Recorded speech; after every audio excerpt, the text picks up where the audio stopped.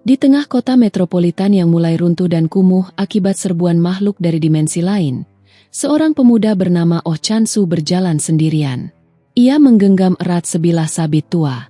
Matanya yang sayu memancarkan kelelahan fisik dan batin yang luar biasa. Langkahnya terhenti di depan sebuah bangunan kusam bertuliskan, Pusat Relokasi Dispatcher. Bukan pemandangan heroik yang menyambutnya di sana, melainkan antrean panjang orang-orang putus asa.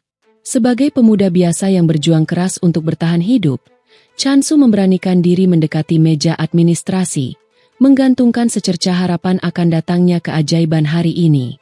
Namun di balik meja itu, seorang pegawai berkacamata tebal hanya menatapnya tanpa minat. Layar komputernya menampilkan status dana pencarian keluarga Chan-su dengan satu frasa yang menusuk hati, belum dibayar. Tunggakan lebih dari 4 juta won itu seolah mengunci nasibnya. Pegawai itu menggeleng pelan, mengingatkan dengan nada dingin bahwa tempat tersebut tidak beroperasi secara cuma-cuma. Chan-su hanya bisa terdiam. Ia membalikkan badan dan melangkah keluar dengan kepala tertunduk, menelan kepahitan realita. Malam harinya, Chan-su termenung di dalam kamarnya yang gelap. Ingatannya melayang jauh ke masa lalu. Sang ayah, seorang dispatcher tingkat atas sekaligus pahlawan pelindung bumi, pernah bermain bola bersamanya di lapangan yang luas. Namun, saat kondisi dunia semakin memburuk, sang ayah dipanggil kembali bertugas dengan janji akan segera pulang. Sayangnya, hingga detik ini, janji itu tak pernah ditepati. Ayahnya tak pernah kembali. Tiba-tiba, kilatan cahaya putih keemasan menyilaukan seisi ruangan. Sebuah dorongan energi misterius membuat Chan-su terhempas ke lantai. Kesadarannya masih berjuang mencerna kejadian janggal barusan saat ia meraih ponselnya. Deretan berita darurat seketika memenuhi layar. Dunia sedang dihebohkan oleh pengumuman mundurnya seorang pahlawan tingkat S. Dalam jumpa persnya, pahlawan berambut pirang itu secara terbuka mengakui kegagalannya melindungi sosok sakral yang menjadi inti misi, meratapi kehilangan seluruh rekan timnya, dan melepaskan kualifikasinya.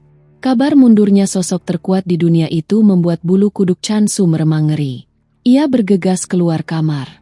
Namun di ambang pintu, sebuah suara asing dan ganjil memanggil namanya. Saat menoleh, keterkejutan luar biasa menghantamnya. Di hadapannya berdiri seekor kelinci putih berpenampilan rapi dengan dasi kupu-kupu merah, membawa sebuah sabak digital.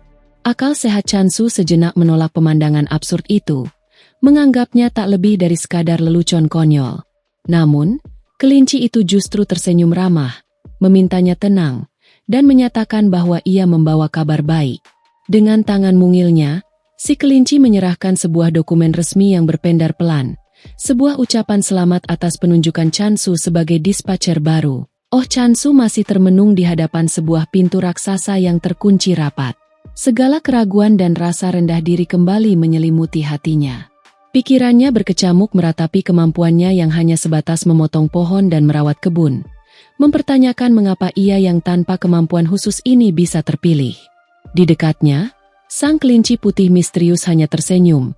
Tampak sama sekali tak peduli dengan kegundahan pemuda itu. Dengan tenang, si kelinci menanggapi bahwa kegagalan dan kebingungan Chan-su justru menjadi alasan utama mengapa sistem tersebut diciptakan. Suasana di sekitar mereka mendadak berubah saat kelinci itu membuka sebuah kotak kartu ajaib yang memancarkan pendar cahaya. Makhluk itu mulai menjelaskan tentang dimensi populer bernama Block Type Land Grabbing, tempat setiap dispatcher akan bernaung di bawah perlindungan sosok sakral yang normalnya terpilih secara acak. Namun, dengan tatapan yang berubah licik, ia menawarkan sebuah keistimewaan langka, kesempatan bagi Chan-su untuk memilih sendiri pelindungnya. Dalam sekejap, 3 buah kartu hitam legam melayang sejajar di hadapan pemuda tersebut. Sentuhan ragu tangannya pada kartu pertama seketika memicu ledakan penampakan mengerikan.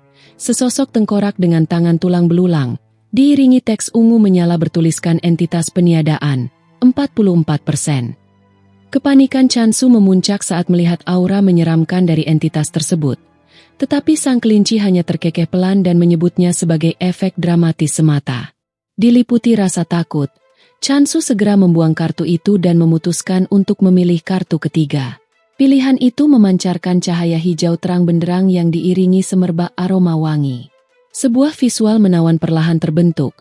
Sesosok pelindung suci wanita berambut hijau panjang berhiaskan bunga, dikelilingi kelopak-kelopak yang berguguran dengan anggun. Di bawah gambaran tersebut, tertera deretan angka berukuran teramat kecil. Sang Bunda Kelimpahan, 00000001. Wajah Chansu langsung merona membelalak penuh antusias. Ia mengartikan persentase mikroskopis itu sebagai jaminan keberuntungan yang luar biasa. Angan-angannya melambung tinggi, membayangkan kehidupan baru yang gemilang, bergelimang kemewahan, dan dipuja layaknya pahlawan returne tingkat S yang sering menghiasi siaran berita. Pertanyaan lembut sang kelinci mengenai kesiapannya untuk berangkat segera disusul oleh retakan lantai tepat di bawah kaki Chansu, memunculkan sebuah lubang pusaran hitam yang pekat. Chansu mundur selangkah, menolak keras gagasan untuk masuk ke dalam apa yang tampak layaknya jurang maut menyeramkan. Namun, si kelinci secara ironis justru memuji keindahan pemandangan itu. Saat Chansu mencoba memprotes tentang tempat yang jauh dari kata aman tersebut, ucapannya dipotong lantang oleh teriakan si kelinci yang berjanji akan menemaninya. Tanpa ampun, makhluk berbulu itu mendorong punggung Chansu dari belakang dengan sekuat tenaga. Chansu terjerembab jatuh dan membiarkan pusaran kegelapan itu langsung melilit tubuhnya. Namun, saat ia berputar melayang di udara, sayup-sayup terdengar pertukaran suara yang dingin dan serius dari arah atas. Si kelinci rupanya berdusta.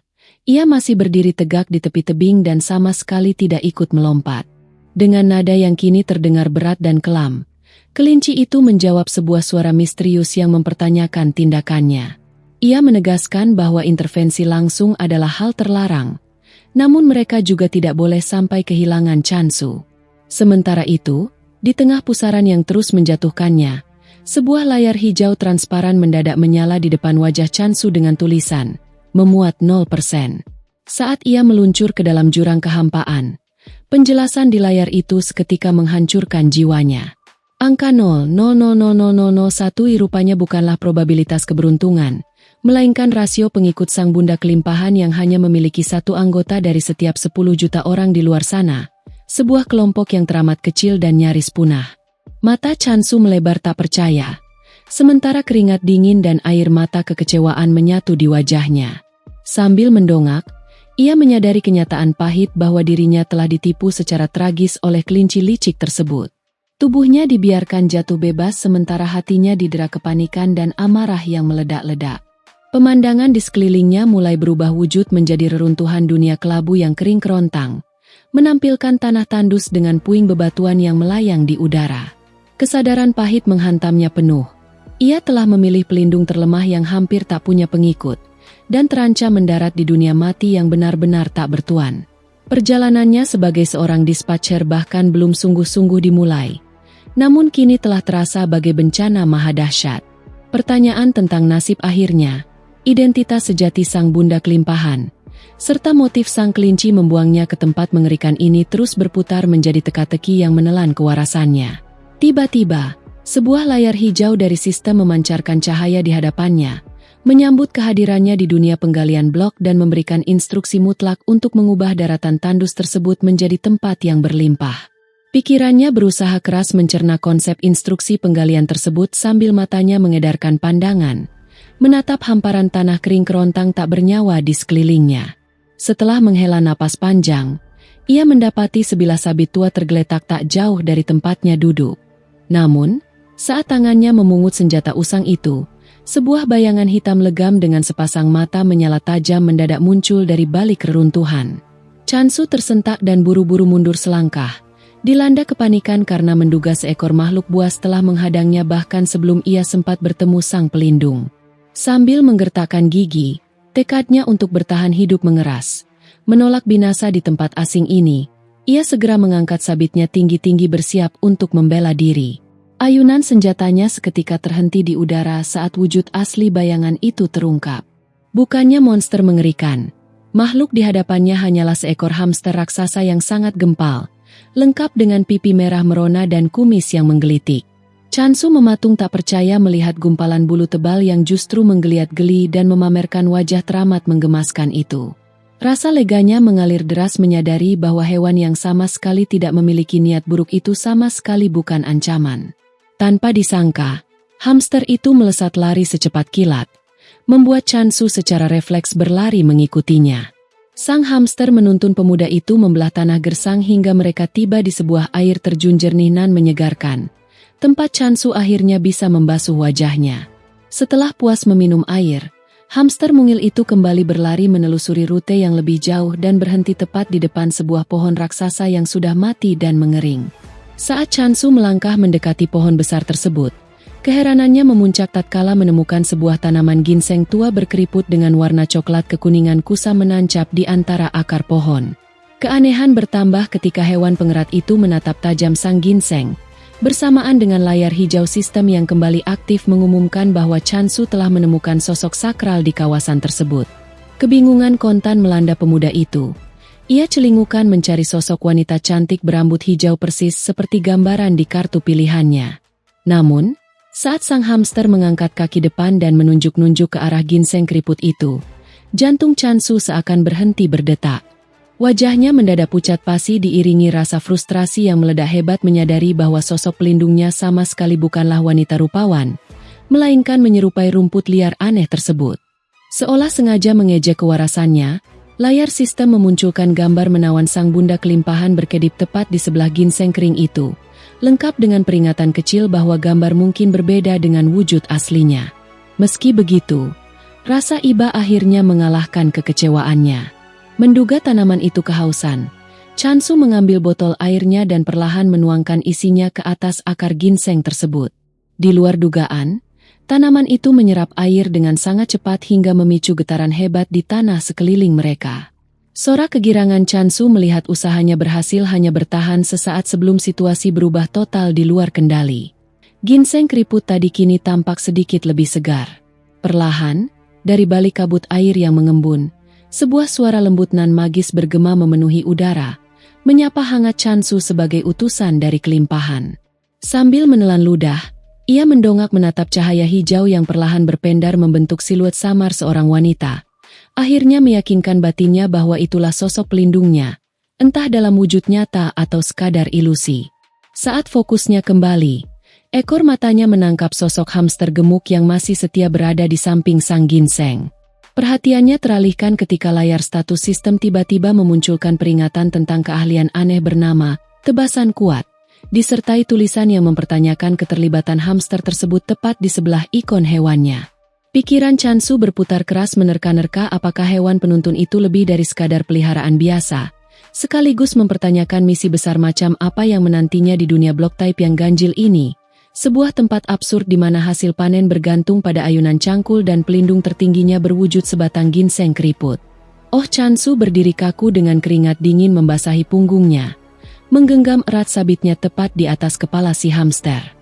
Kepanikan melandanya saat ia menduga bahwa hewan kecil itu mungkin termasuk target yang harus ia singkirkan. Sementara hamster itu hanya tersenyum polos dengan pipi merah meronanya. Wujud kecil sang bunda ginseng di dekat mereka justru tampak ketakutan. Setelah menarik napas dalam-dalam, Chansu mengumpulkan keberanian berbalut rasa bersalah. Dengan mata berkaca-kaca, ia merutuki keterpaksaannya dan perlahan bersiap mengayunkan bilah sabitnya. Namun, tepat saat bilah tajam itu terangkat, sesosok bayangan raksasa mendadak bangkit dari balik rerumputan di belakangnya.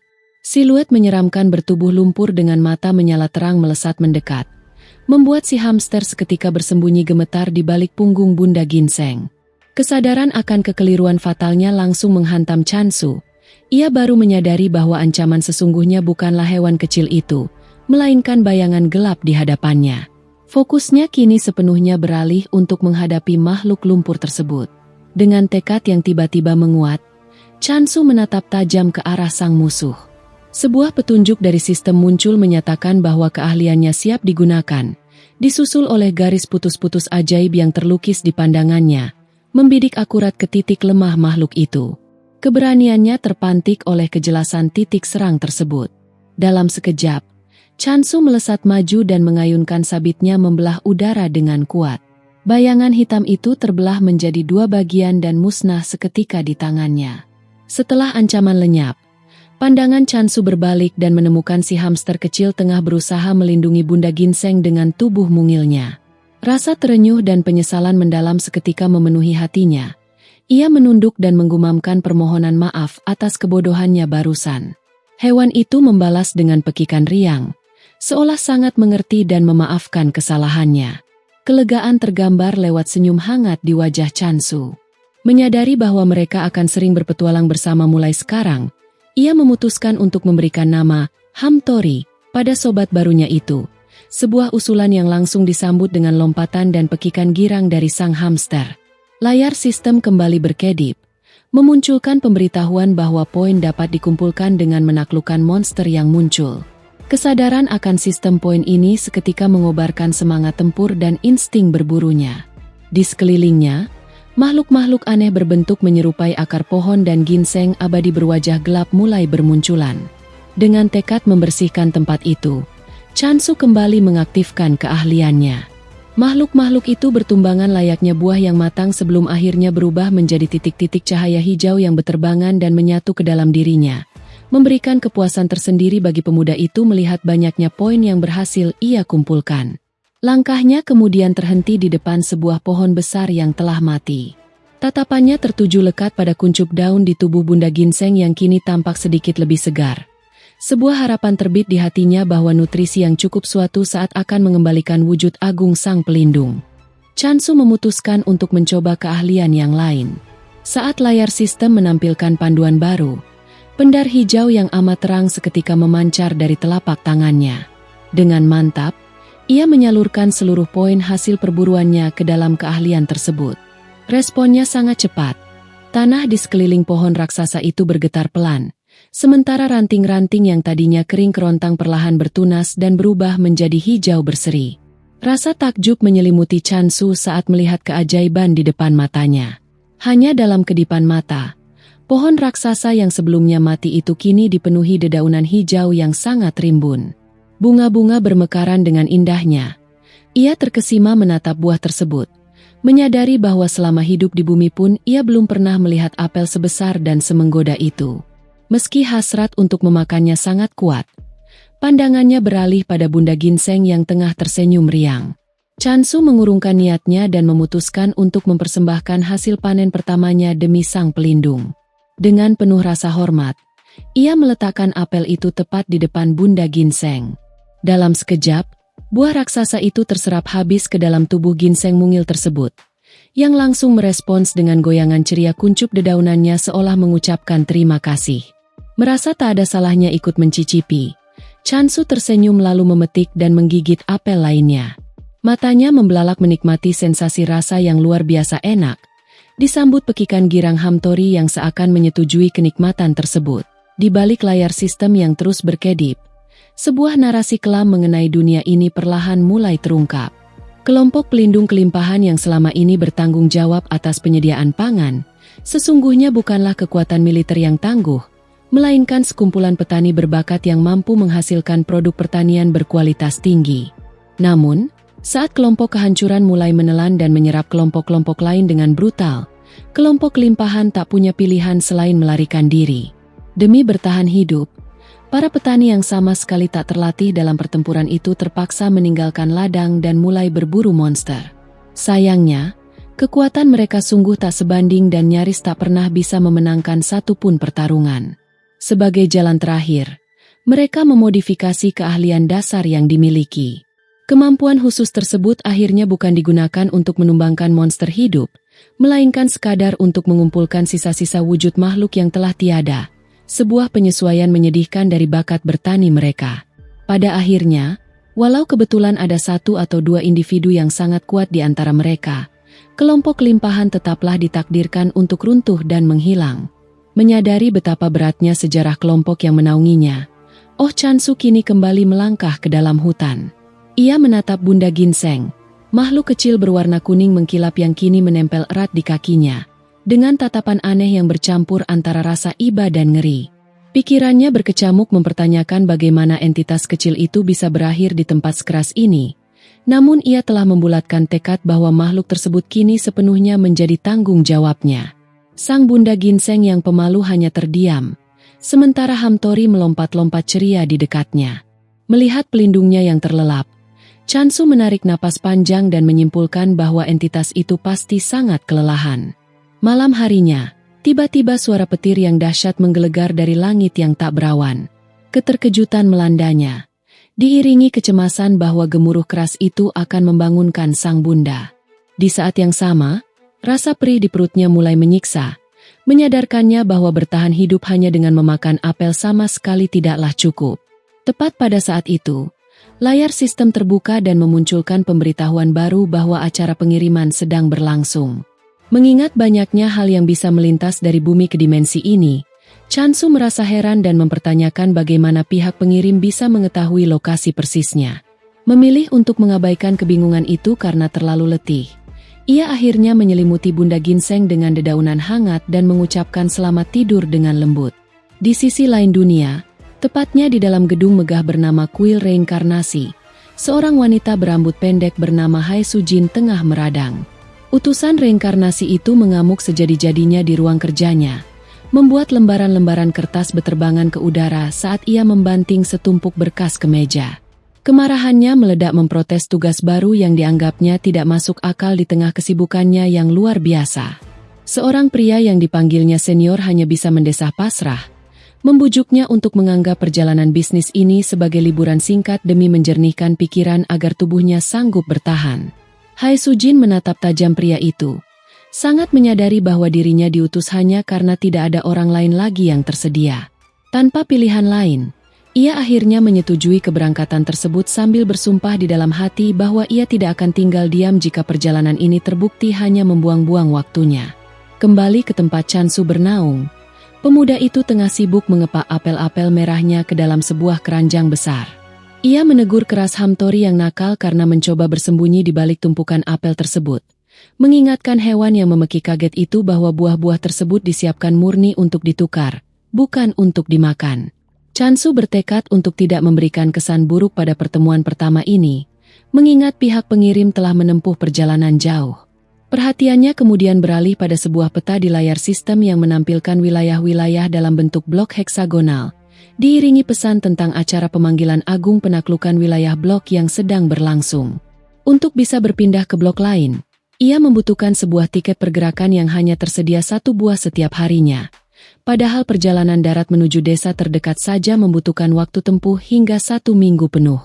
Mengedarkan pandangan ke sekeliling yang sunyi, ia meratapi nasibnya yang bisa benar-benar tumbang kelaparan jika terus mengandalkan apel, sekaligus dilanda kebingungan mengenai bagaimana pengiriman tersebut hanya membutuhkan waktu 2 hari.